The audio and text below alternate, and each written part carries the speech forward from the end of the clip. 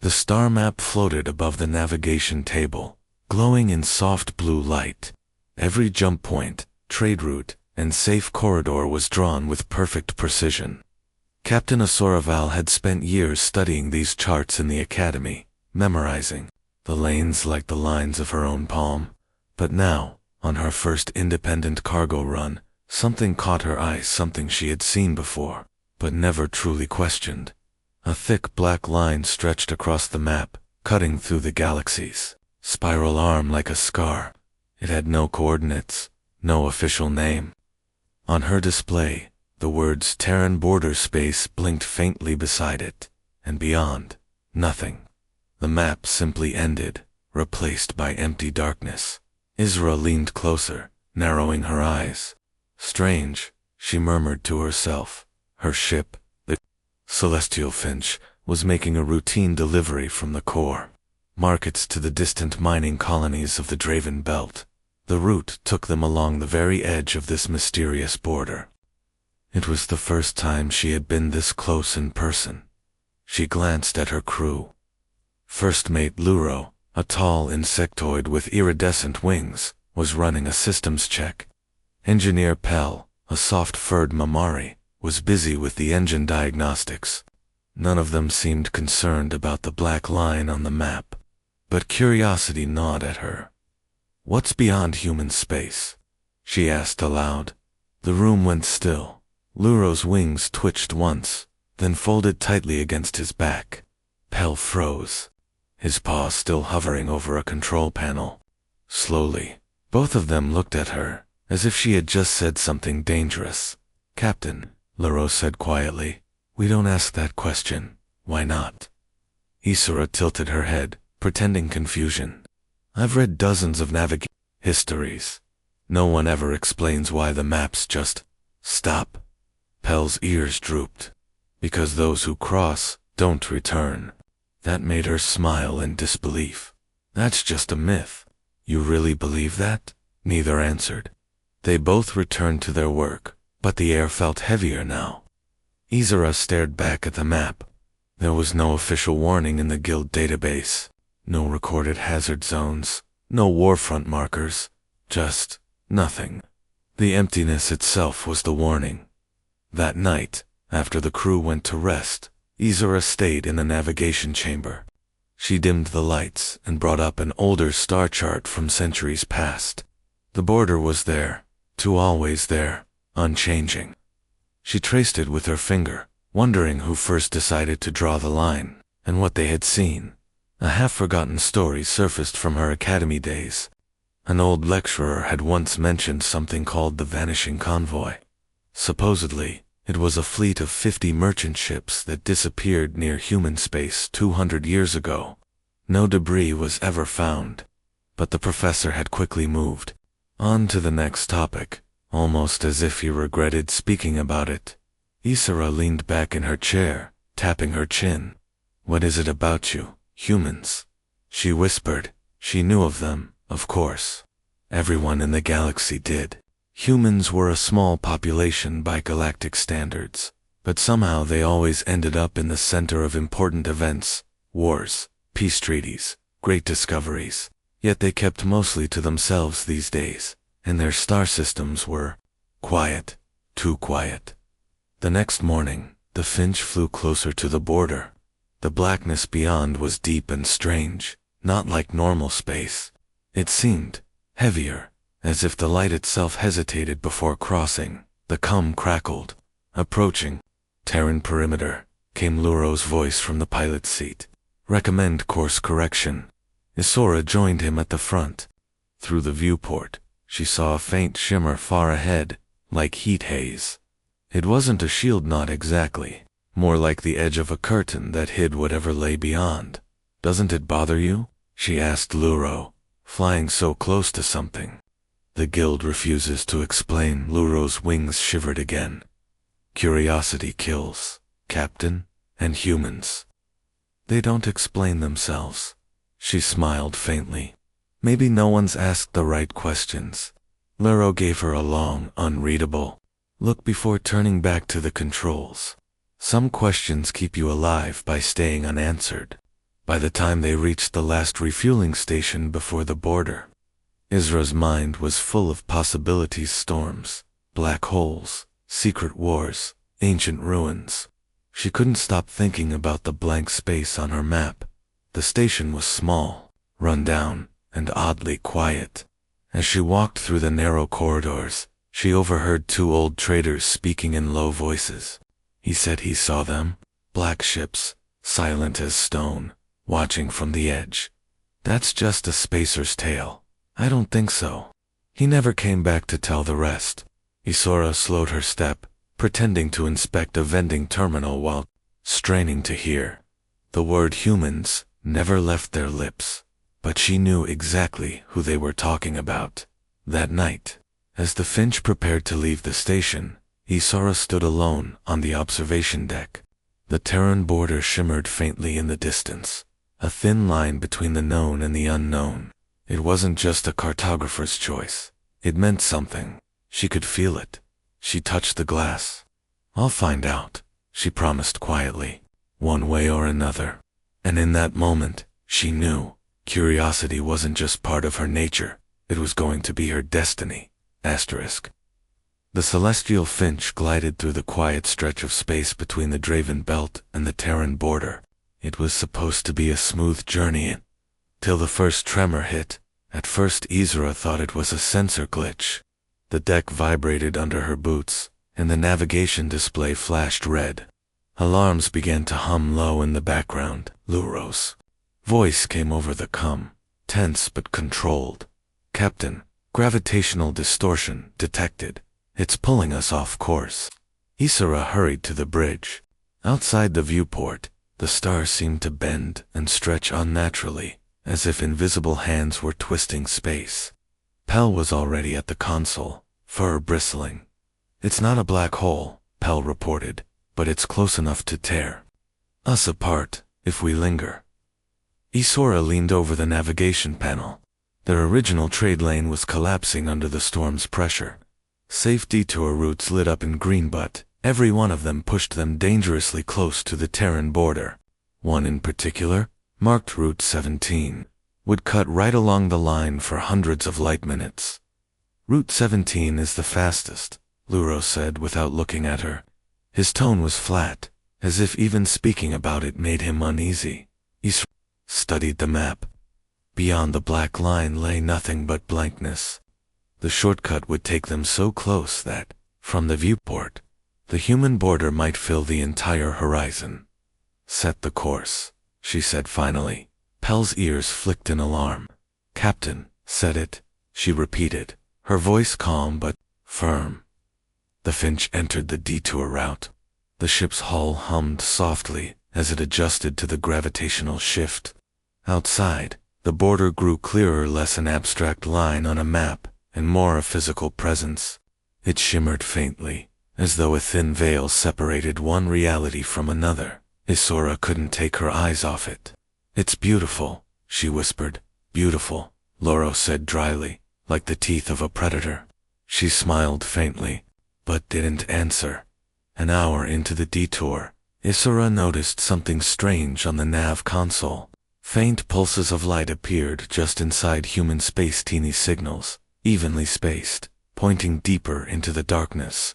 "What are those?" she asked Luro. "Didn't look up." "Ignore them. I'm the captain. I don't ignore things I don't understand." She magnified the view. They weren't random signals, they were ancient navigation beacons. The kind used centuries ago, before modern driftless drives. They formed a perfect chain, leading away from the border, as though inviting ships to follow. "Why would there be beacons in restricted space?" Isra muttered. "They've been there since before the border was drawn," Luro said at last. His wings twitched with unease.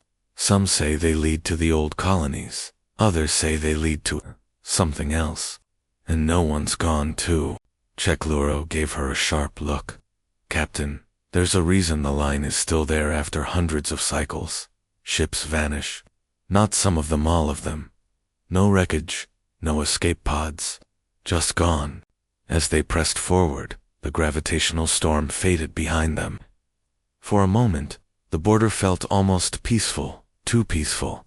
Pell broke the silence. I heard a story once, he said quietly. A freighter like ours drifted too close. It crossed the line by accident. They say it was only inside for 3 minutes. When it came back, every clock on board was off by 20 years. Luro shot him a warning look, but Pell kept speaking, and none of the crew remembered leaving. They thought they'd just passed through a quiet patch of space, didn't even notice they were older. Isra's hands rested on the console. She wanted to dismiss it as a myth, but the way Pell's voice shook told her it was more than a campfire story. By the time they reached the midpoint of the detour, the Finch was skimming the very edge of the border. From here, it was a wall of black, darker than any shadow she had ever seen. The navigation beacons pulsed faintly beyond it, like stars caught in a private night sky. Then something changed. The beacons flickered not all at once, but in a ripple, as if responding to their presence. A pattern formed, a soft sequence of flashes. Pell leaned forward, ears perked. That's a signal, he whispered. Old code. Luro's voice tightened. We're not answering it. Isra studied the sequence. It was almost like a welcome, or a challenge. Before she could decide, the comm crackled. No voice, just a clean, sharp tone that resonated through the hull. It wasn't from their frequency range. It was coming from inside human space. They didn't stop. The Finch pushed onward. The border, a silent shadow beside them. The signal faded, replaced by a low hum. 2 days after leaving the detour route, the celestial Finch drifted through the calm expanse of the outer lanes. The hum of the engines was steady, the navigation charts were clear, and the crew had begun to relax again. Only Isra stayed restless. She kept replaying the image of the flickering beacons in her mind. The rhythm of their light, the strange hum in the hullet, was as if the border itself had been speaking to her. She tried to bury the thought, but it refused to fade. It was during the quiet mid-shift that the comm panel lit up. A sharp, pulsing tone echoed through the bridge, making Luro jerk upright from his seat. What is that? Pell asked, ears tilting toward the sound. Isra leaned over the panel. It's a distress signal. Luro's wings gave an uneasy twitch. That's no guild frequency. She adjusted the filter, and the signal cleared into a slow, repeating pattern. Her heart skipped. This is ancient code. Very ancient. It hasn't been used in centuries. Pell checked the coordinates. His fur stood on end. Captain, it's coming from inside human space. Deep inside. The bridge fell silent. The signal wasn't strong. It was faint, like an echo carried across unimaginable distance. But its message was clear. Help, immediate. Danger. Life signs critical. Isra felt a pull she couldn't explain. Whoever was sending it had been waiting a very long time. We could forward it to the guild, Luro said, already inputting the data. They'll ignore it. Isra replied without looking at him. That's the point, Luro said sharply. You think the guild hasn't picked up signals like this before? The moment they see it's coming from human space, they close the file.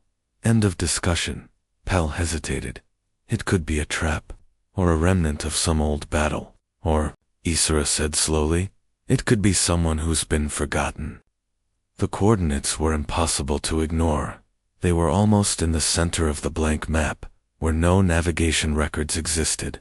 Every chart ended far short of that point, and no official logs showed any ship ever reaching it. Isra zoomed in on the data. The signal was weak but constant. Its age was staggering. The original transmission could have been sent hundreds of years ago, even if we tried.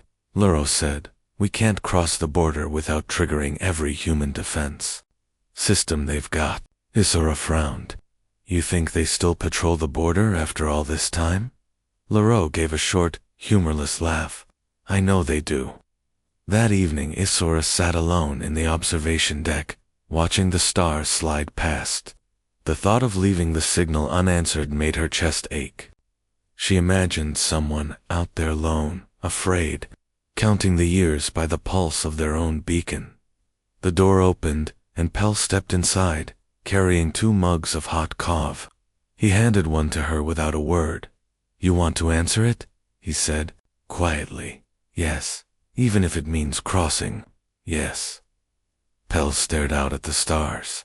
"When I was little, my grandmother told me humans were dangerous because they cared too much. She said they'd fight storms and starfire itself to protect someone they considered theirs." He sipped his drink. "I think maybe this signal belongs to someone they considered theirs." Isora met his gaze. "Or maybe it belongs to someone they couldn't reach in time."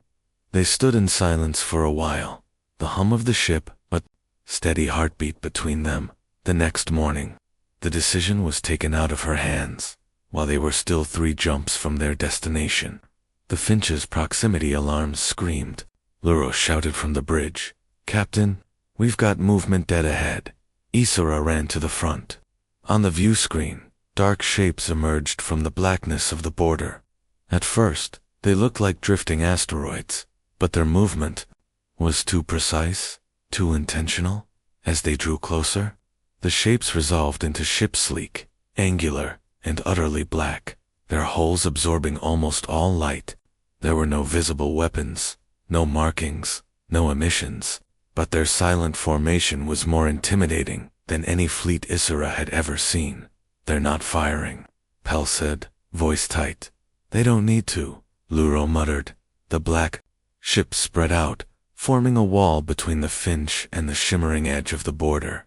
Then, without warning, one of the ships broke formation and glided toward them. It stopped, just close enough to fill the viewport. A single transmission arrived, a clean, sharp signal with no words, just coordinates. "They're giving us a location," Pell asked, bewildered. His era checked. The coordinates were not the same as the distress signal. They pointed to a small object just outside the human Bordera derelict station, abandoned long ago. Luro's wings twitched nervously. "I don't like this. We should turn back." Isra's heart raced. This was no random encounter. The humans, or whatever these ships were, knew about the distress signal, and they were leading her somewhere. The black ships waited as if expecting her decision. Isura stood at the helm, feeling the weight of choice press down on her. Finally, she spoke.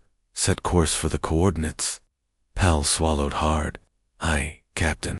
As the Finch turned, the black ship eased back into formation, escorting them toward the derelict. Isora kept her eyes on the shimmering border in the distance, knowing she was only a few choices away from crossing it completely, and in her heart, she was certain whatever truth lay beyond that line. She was getting closer to it. The derelict station drifted in the dark, silent and still, its frame glinting faintly under distant starlight. It was small, no larger than a long-haul freighter and shaped like a ring with a hollow center. No lights burned in its corridors. No beacon announced its presence. It was as if it had been forgotten by time itself. The celestial Finch slowed to a crawl as it approached. The black ships that had escorted them peeled away, resuming their position by the human border. They did not follow. They simply hovered, silent as statues, their dark holes blending into the void. "They're just waiting," Pell whispered. "For what?" Isora asked softly.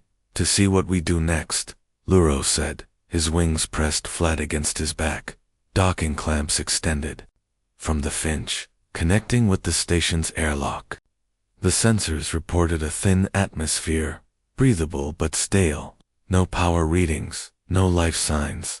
Inside, the air was cold and carried the faint metallic scent of old machinery. The walls were smooth, made of dark alloy unlike anything Isra had seen. Their surfaces were unmarked by rust or decay, as if the place had been built to last forever. They moved carefully, light sweeping across the empty corridors. There was no debris, no sign of a struggle, no abandoned tools or crates. The silence was so complete, it felt heavy, pressing against their ears. "This place isn't abandoned," Pell murmured. "It's waiting." At the center of the ring-shaped station, they found a single room round, with a ceiling high above their heads. In the middle stood a console, still faintly powered, casting a soft white glow onto the floor. Izora approached slowly. The console's screen flickered once before steadying. Words appeared not in a galactic trade language, but in blocky Terran script. She activated her translator. The text resolved into a simple header. If you have come this far, turn back. Now. Below it, smaller lines of text scrolled into view. This is the last place beyond which we cannot protect you. The space ahead is not ours, it is theirs. Do not follow the beacons. Pell stepped closer, eyes wide. Who are they? Is shook her head. Not sure. But humans clearly thought they were dangerous enough to put this here. Then the text shifted again, replaced by a list. Hundreds of names filled the screen, each followed by a date. Some were alien in origin, others unmistakably human. At the top of the list was a title, Returned. The crew exchanged glances. Returned. From where? Luro asked. Izora scrolled further down. The names went back centuries, but the most recent entry was only 5 years old. Pell shivered. These aren't memorials. These are survivors. At the bottom of the list was a single symbol, a circle of stars surrounding a small blue sphere. Izora recognized it instantly, the old emblem of Earth. Beneath it, one last line of text. Read, if you are in danger, stay here. Help will come. The console dimmed, as though its message was complete. For a long moment, no one spoke. The room felt even colder than before. On their way back to the airlock, Izra's mind spun. The black ships had deliberately led them here. They hadn't fired, hadn't blocked them from docking. It was as if the humans wanted her to see this station and its warnings. When they stepped back onto the Finch, the comm system lit up again with that same clean, sharp signal from before. It repeated twice, then fell silent. They're watching us, Pell said. They've been watching the whole time, Izora replied. Luro studied her carefully. What now, Captain? We've got the warning. We've seen the list. Do we turn? Back. Izora looked out the viewport at the black ships. They hadn't moved an inch. Beyond them, the borders shimmered faintly, like the surface of a hidden ocean. Somewhere in that darkness, the distress signal still pulsed. No, she said finally. Not yet. She returned to the navigation chamber and brought up both sets of coordinates, the distress call deep inside human space, and the location of the derelict station. Together, they formed part of a larger pattern. Though she couldn't yet see the full shape, her thoughts returned to the word, returned. If there were survivors, then it was possible, no matter how slim, that whoever sent the signal could still be alive. That night, she dreamed of the border. She stood before it, watching the black ships drift silently in formation. In the dream, one of them opened, and a voice, calm, low, and human, spoke into her mind. We guard what must be guarded. We keep what must not. The black ships waited at the border, motionless as stone. The celestial Finch floated just outside the shimmering veil, engines idling. Izora knew this was the moment to cross. Yet something in her heart told her to wait. She needed answers. First, plot a course to Rin Station, she told Luro. Pell blinked. Rin Station. That's 3 days away in the opposite direction. I know, Izora said. But there's someone there who's been where we're about to go. Luro frowned but said nothing. He knew better than to argue once her mind was set. Rin Station was an aging trade hub, its metal skin worn by centuries of docking ships and drifting meteor dust. It wasn't beautiful, but it was alive, merchants shouting over market stalls, freighters loading crates, engineers arguing over tools. Somewhere in this chaos lived a retired navigator named Varric Solon. Varric was a tall, lean reptilian with weathered scales and sharp sunken eyes. He lived in a quiet corner of the station, surrounded by old star maps, some so faded they looked like ghostly memories. Isora found him sitting at a small table, sipping dark tea from a chipped mug. "I'm told you've crossed into human space," she said without preamble. Varric's eyes narrowed, his tail flicking once. "Told by who?" "People who believe you made it back." His gaze lingered on her for a long moment, then he gestured to the seat across from him. "If you're here for a story, Captain, know this. It's not one I've told in many years." She sat, leaning forward. "There's a signal coming. From inside. Someone might need help.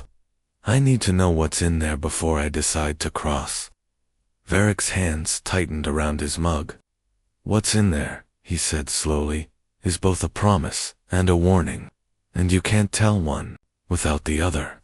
He stared into the steam rising from his drink, as if seeing another time. "Decades ago, before the guild band traveled past the border, my crew and I took a contract to deliver supplies to a human colony. We didn't think much of it. The pay was good, the coordinates were clear. But halfway there, we encountered them, the black ships. They didn't speak, didn't fire. They just led us, like they led you, I imagine." Isora nodded. "They brought us to a station vast, larger than any I've seen. There were people from dozens of species there, all alive, all safe, but all trapped. They called it the last harbor. Humans kept it stocked, repaired, defended. Why? Because beyond that point, Captain, space changes." "Changes how?" Isora asked. Varric's voice lowered. "It's not just pirates or hostile worlds. It's old. Older than the guild. Older than the humans themselves. Something out there doesn't follow our rules. Ships vanish not because they're destroyed, but because they're taken. Sometimes they come back, but never quite the same. Time runs differently there. Memory runs differently. People forget who they are, where they're from. The lucky ones end up in the last harbor, where the humans can bring them back." He set his mug down. "That's what your list of returned means. Those are the ones they could save." Isora felt a chill crawl up her spine, and the ones they couldn't. Varric's eyes darkened. No list for them. The room went quiet. Outside, the market noise seemed distant, muffled. Finally, Isora asked, "If it's so dangerous, why do humans go beyond the border at all?" Varric leaned back, his gaze fixed on some invisible point. "Because no one else will. They claim that space, not to keep others out, but to keep things in. The border isn't a fence, it's a seal." She absorbed his words in silence. The more she learned, the more the border shifted in her mind from a forbidden zone to a place of responsibility, maybe even sacrifice. Varric studied her carefully. "You're thinking of crossing anyway." "Yes," she admitted. "There's someone out there sending a distress call. If I can help them." He cut her off with a sharp shake of his head. "If you go, you'd better be ready to accept that you might not come back. And if you do, you might not be the same." Isora met his eyes, her voice steady. "If it were, you're still out there, would you want someone to try?" For the first time, a faint smile tugged at the corner of Varric's mouth. "That's why I came back, Captain. To make sure someone would." When Isora left his quarters, she carried more than just information. She carried the weight of a choice. Varric had given her the truth, but he'd also given her something else, the understanding that crossing wasn't about curiosity anymore. It was about responsibility.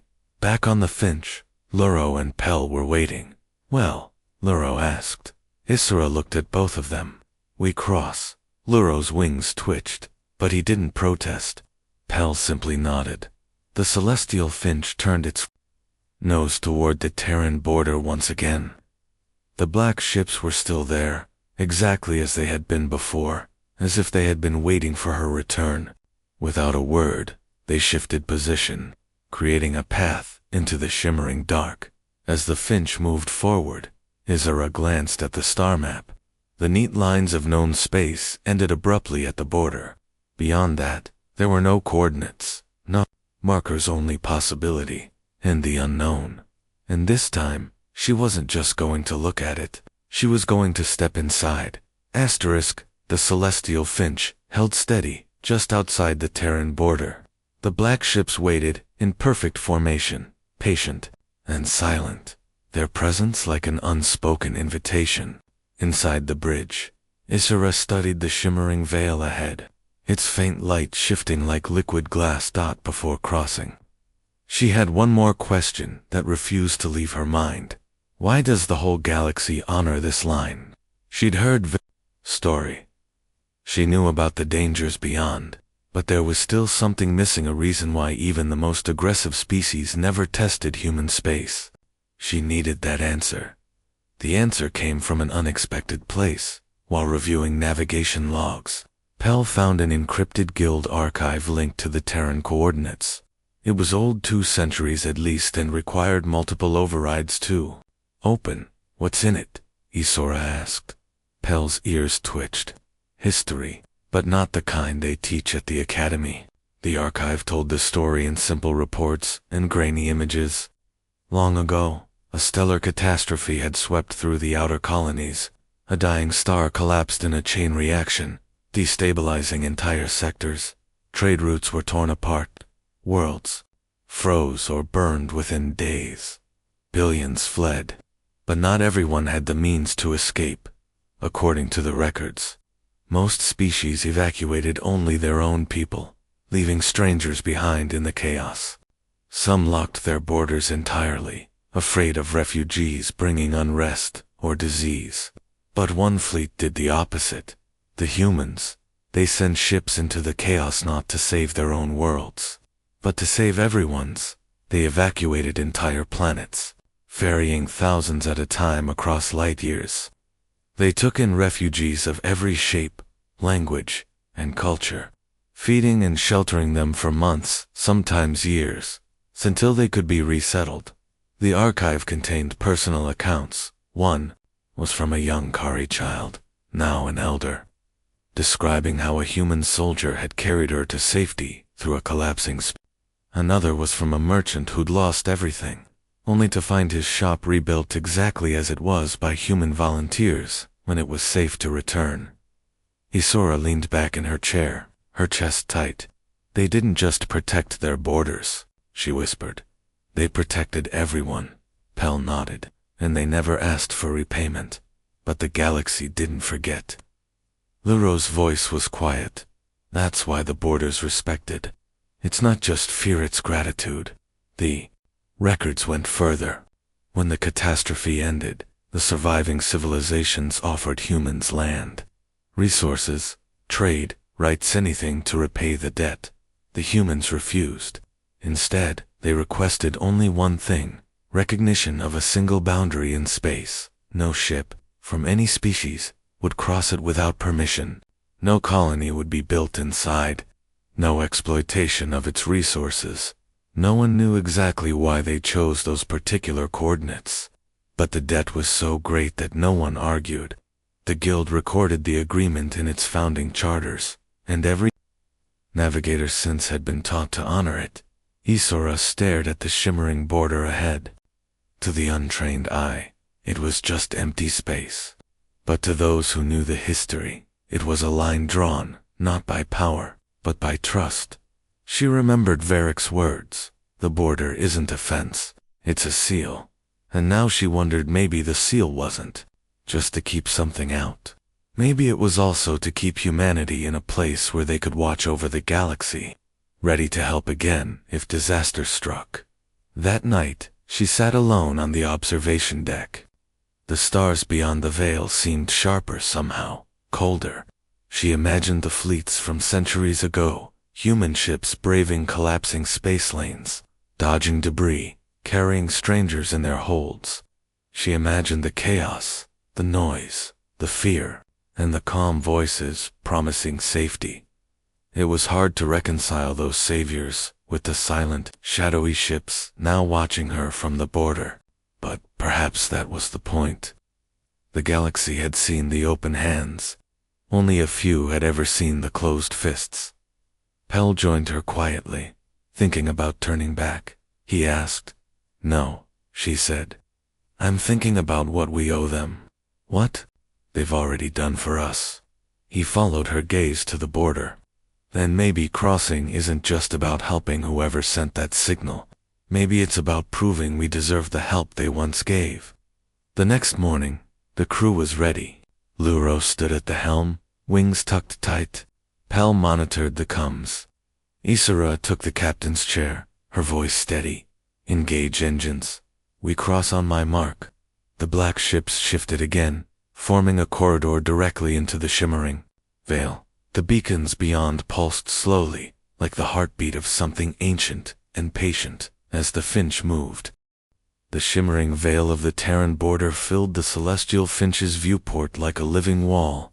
It moved, ever so slightly, as though it were made of light trapped in water. The black ships still waited in perfect formation, their sleek shapes like silent sentinels guarding an ancient secret. Isra's hands gripped the armrests of her chair.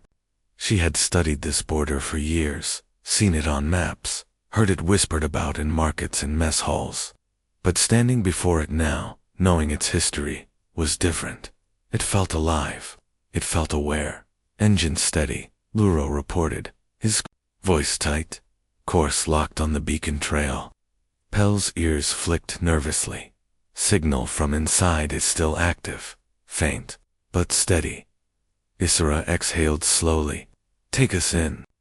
The black ships moved instantly, breaking formation to surround the Finch. 4 of them glided ahead, 2 to either side, and 2 behind an escort, not a prison. Their movements were silent, graceful, like predators guiding a smaller creature through dangerous waters.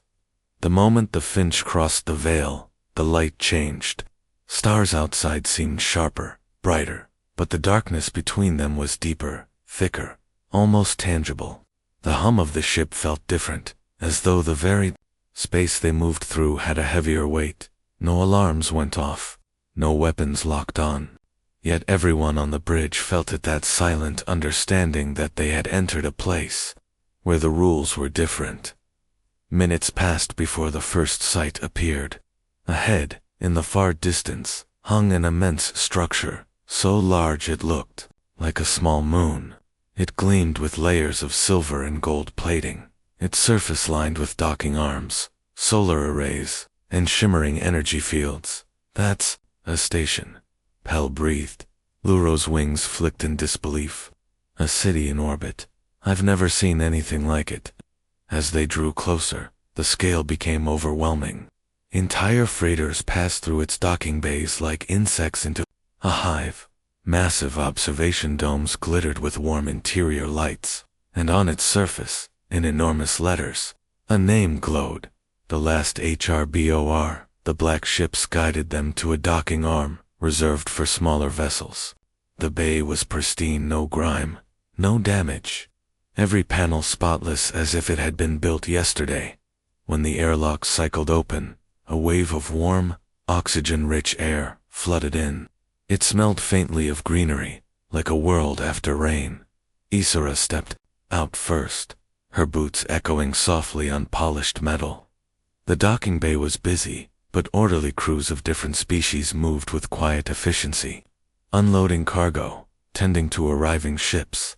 She saw insectoid engineers repairing a shuttle alongside furred mechanics and tall, scaled laborers. No one shouted. No one rushed, and everywhere, among them, were humans. They were not what she expected. Some wore simple work uniforms, others carried tools, and a few stood at observation posts, watching the bay with calm, assessing eyes. There were no soldiers, no weapons openly displayed. But every human she saw had the quiet confidence of someone who knew exactly where they were, and what they were guarding. A tall human woman approached, her dark hair pulled back, eyes sharp but not unkind. "Captain Isara Val," she said, her voice clear. "Welcome to the last harbor." Isara blinked. "You know my name?" The woman smiled faintly. "We've been expecting you. Your path was noticed." They were led through wide corridors, lined with soft lighting and clear panels showing gardens, workshops, and living quarters. Every space was clean, every system efficient. But what struck Isra most were the people, refugees from dozens of worlds, working side by side with humans. In a large central hall, she saw children of many species playing together while human caretakers watched. One small reptilian child clung to a human's hand, laughing freely. "This is a sanctuary," Isra murmured. "It's more than that," the human guide replied. "It's the last safe place before the edge. Beyond here, the stars are not empty, they are different. This is where we bring those we can save." She was shown a wall covered with plaques. On each plaque were names, the same kind she'd seen in the derelict station. The returned. She touched one gently, wondering how many of these people had been pulled from the edge of whatever lay beyond. Some of these were rescued decades after their ships disappeared, the guide explained. Time moves strangely out there. For some, it had been only hours. In the command center, a massive holographic map dominated the room. It showed not just the border, but vast regions beyond it, places marked with strange, shifting symbols. The beacon trail pulsed faintly, leading far into the unknown. Isra pointed. "That's where the signal is coming from." The human nodded. "Yes, we've monitored it for years. Too far for most of our patrols. Too close to them." "Them?" Isra asked. The human only said, "If you go, we cannot protect you. But we can give you a path." Back on the Finch, Isra looked out at the vast station one last time. The last harbor was a place of peace, but it was also a reminder. This was the edge. Beyond it lay the real unknown. Pell stood beside her. "We could turn back now. We've already seen more than most." Isra shook her head. "We didn't come this far to stop." Luro glanced at her from the helm. "Then we follow the beacons." "Yes," she said firmly. "All the way." The black ships reappeared outside, aligning into an escort once more. This time, their formation pointed not toward safety, but toward the deep, uncharted dark. The Finch's engines roared to life. The last harbor faded behind them. Ahead, the beacons pulsed, steadily calling them toward the final truth.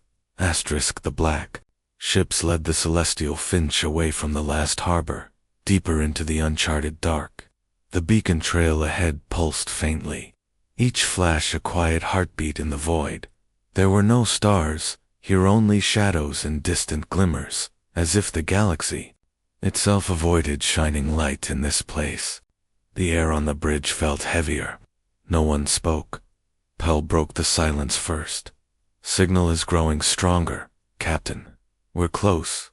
Isra nodded, eyes fixed on the darkness ahead. "Stay on the beacon path. No deviations." Luro's wings twitched uneasily. "Feels like the dark is watching us." Hours passed. Then, without warning, the beacons ended. Ahead loomed a massive shape, black against black, its edges jagged and unnatural. "That's not a ship," Pell said, voice low.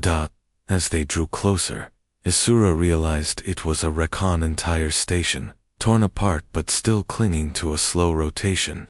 It was old, older than any design she knew.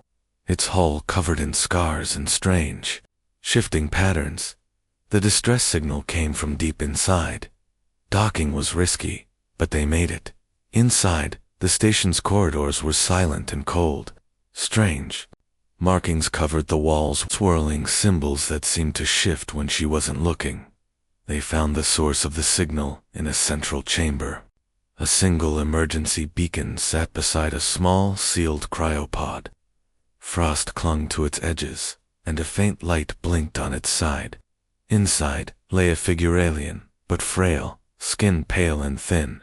Pell's scanner beeped, alive, somehow. Before they could act, the temperature dropped sharply. A shadow passed over the chamber.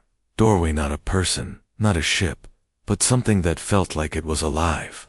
The air seemed to vibrate, and the markings on the walls began to pulse faintly, like a warning. Luro's voice trembled. "Captain, we're not alone." Isra's instincts screamed at her to leave. Whatever was here wasn't meant to be found. But the cryopod's light blinked steadily, and she thought of Varric's words. Would you want someone to try? Get the pod to the ship, she ordered. They moved quickly. Shadows shifted along the walls, shapes with too many angles to belong in this reality. The Finch's hull groaned as they disengaged from the wreck. Outside, the black ships had formed a tight wall around them, their silent presence a shield between the Finch and the darkness. As soon as the Finch cleared the wreck, the black ships moved as one, forcing a retreat. They didn't fire, they didn't need to. Whatever followed them seemed to recoil from their presence. The border appeared ahead after long, tense hours, the shimmering veil, a promise of safety. The moment they crossed, the oppressive weight lifted, and normal starlight filled the viewport again. The last harbor's docking arms welcomed them back. A team of humans was already waiting. The tall human woman from before approached. Her eyes fell on the cryopod, and something unreadable passed over her face. You went too far, she said softly, and yet, you came back. They took the pod without asking questions, guiding it gently away. Isora wanted to protest, to demand answers, but the woman turned to her and said, what lies beyond our border is not simply dangerous, it is patient. It waits for ships, for mines, for openings. We are the last wall between it and the rest of the galaxy. That is why the map ends here. It's not a warning to keep you out. It's a warning to keep it in. Isora stood there in silence. The weight of those words sank into her bones. She thought of the black ships, the list of returned, the children in the last harbor. She thought of the galaxy, blissfully ignorant of what lurked just beyond the line. Every navigator she'd ever met had respected the border. Now she understood why. Before they departed, the human woman handed her a small data chip. For your eyes only, Captain. A record of your crossing. Show it to whoever asks why the map ends.